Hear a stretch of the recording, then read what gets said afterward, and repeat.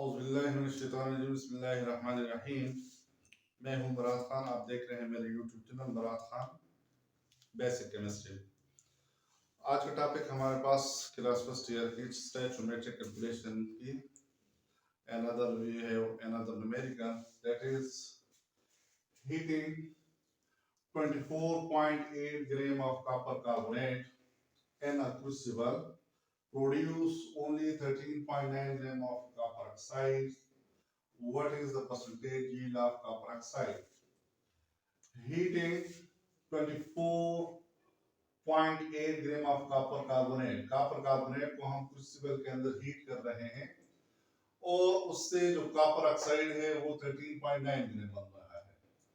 What is the percentage yield of copper oxide? इस copper oxide की percentage yield क्या है? अब सबसे पहले हम इसका गिवन डेटा लिखते हैं। गिवन डेटा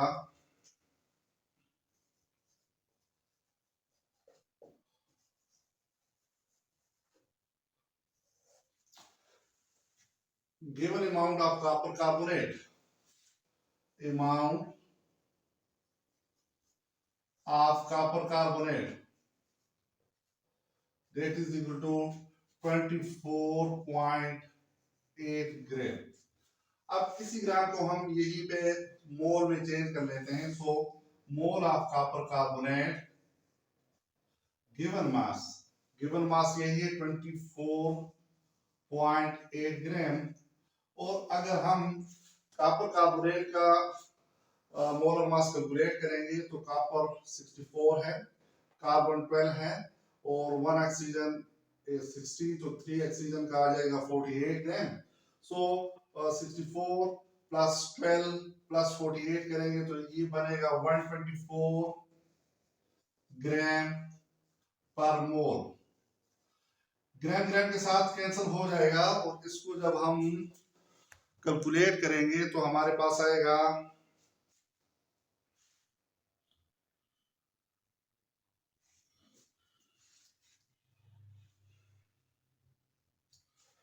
24.8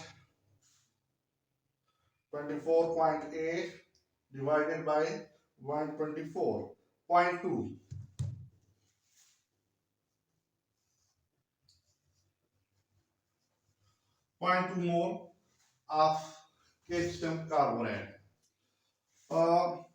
and amount जो कॉपर ऑक्साइड की अमाउंट है actual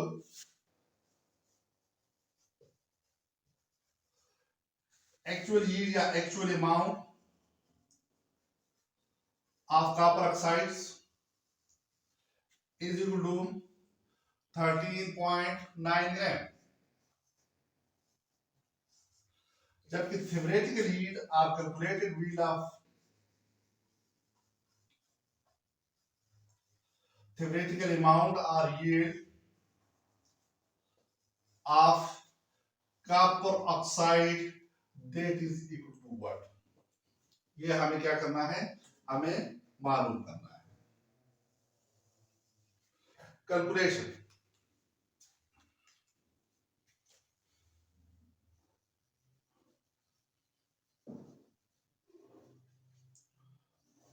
as you know from balanced chemical equation,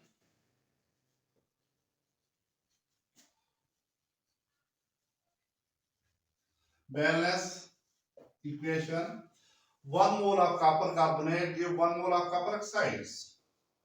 1 mole of copper carbonate give 1 mole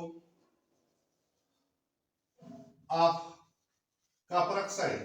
1 मोल का कॉपर कार्बोनेट 1 मोल कॉपर ऑक्साइड दे रहा है। So actually amount copper carbonate की हमारे पास 0.2 मोल है। सो 0.2 मोल of copper carbonate will give 0.2 mole of copper oxides. अब ये जो 0.2 मोल of copper oxide है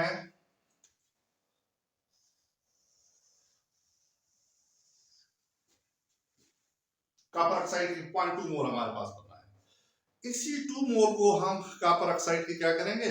इसको हम कन्वर्ट कर लेते हैं, इसके ग्राम यहां से मालूम कर लेते हैं। सो हमारे पास है number of mole of copper oxides is equal to given mass divide by molar mass. तो number of mole of copper oxide हमारे पास है 0.2 mole is equal to given mass, mass हमें कैलकुलेट करना है,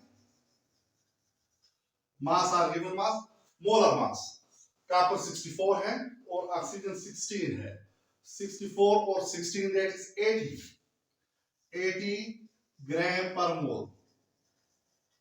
अब इस 80 को यहां से हमने खत्म करना है, दोनों तरफ से मल्टीप्लाई कर लेते हैं, मल्टीप्लाई बाय 80 ग्राम पर मोल, इस तरफ भी 80 ग्राम पर मोल, मोल मोल के साथ कैंसिल हो जाएगा, ये वाला इसके साथ कैंसिल हो जाएगा। सो मास इज इक्वल टू 0.2 और 16 को 80 को अगर हम मल्टीप्लाई करेंगे तो ये हमारे पास बनेगा 16.00 ग्राम।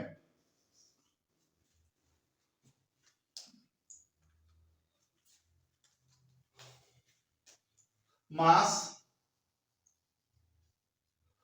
Of copper oxide is equal to 16 gram.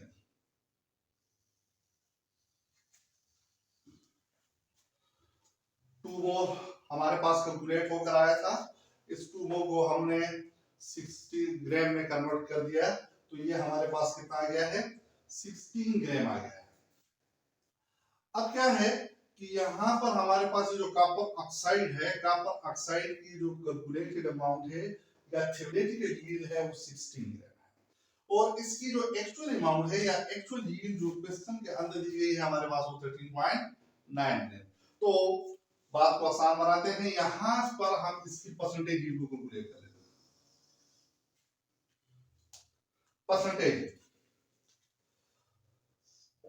Percentage yield of copper oxide is equal to actual yield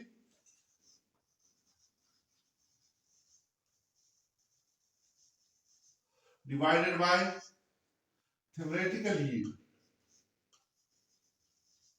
multiply by 100। Actual yield हमारे पास है इसका 13.2 ग्राम, 9 ग्राम, 13.9 ग्राम, ये 9 13.9 gram divided by theoretical yield हमारे पास है 16 ग्राम, ग्राम ग्राम के साथ कैंसल, और ये हमारे पास मल्टीप्लाई बाय 100 हो रहा है, तो ये हमारे पास बन जाएगा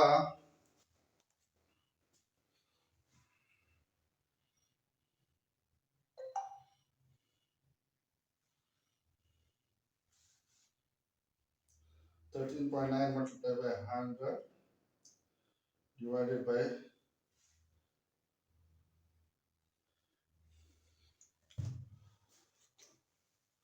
percentage yield of copper oxide is equal to 86.87%. That is its answer. Question था, क्वेश्चन में हमारे पास एक्चुअल यील्ड दिया गया था और फिर हमने उसी एक्चुअल यील्ड से कॉपर ऑक्साइड का थ्योरेटिकल यील्ड कैलकुलेट कर दिया। Thank you watching of my YouTube channel. Allah.